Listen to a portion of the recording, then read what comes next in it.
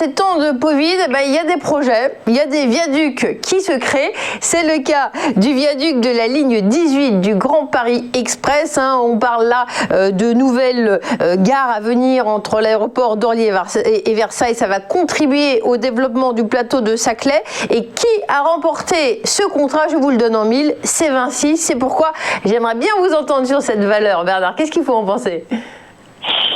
Alors Vinci, je vais faire comme avec Air Liquide, je vais là aussi être très concentré sur l'analyse graphique, l'analyse technique, mais effectivement Vinci est en train de remporter durant cette période tout un certain nombre de contrats, ce qui est très intéressant pour cette valeur. Mais là aussi, ce qu'on va regarder, c'est qu'on a connu en fait une explosion haussière spectaculaire, puisque entre la fin octobre et le 9 novembre, là aussi, la valeur en 8 séances, et 8 séances, ce n'est rien, Vinci avait rebondi de 42%. Vous écoutez bien, voilà, c'est un chiffre spectaculaire, évidemment, 8 séances et une hausse spectaculaire, historique, évidemment.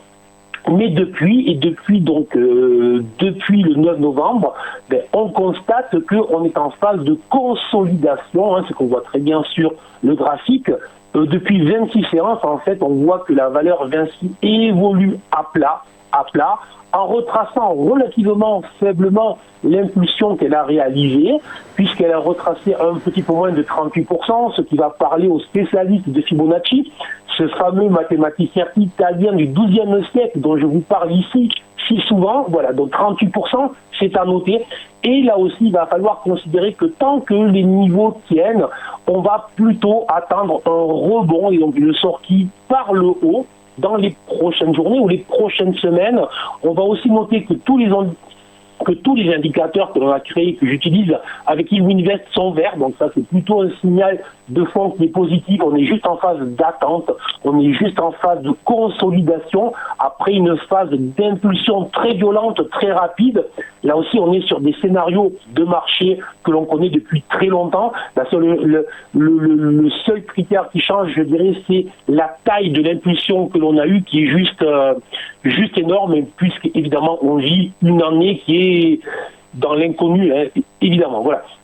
Donc, comme tous les investisseurs, on doit évidemment être prudent. Alors oui, potentiellement, on va sortir par le haut de cette consolidation.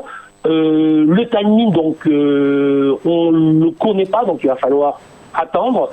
Ce que l'on doit se fixer, c'est quand est-ce que je décide que j'ai tort. Donc il me faut un niveau où je vais invalider ce scénario qui est plutôt positif à moyen terme. Et ce niveau, tout simplement, c'est si jamais Vinci revenait sous les 77 € dans les prochaines semaines, à ce moment-là, ça serait plutôt un signal de faiblesse et peut-être que ce scénario, on va dire, positif serait invalidé. Donc surveiller. Pour le moment, c'est une attente, c'est une consolidation sous les 77 €. À ce moment-là, on repassera potentiellement négatif.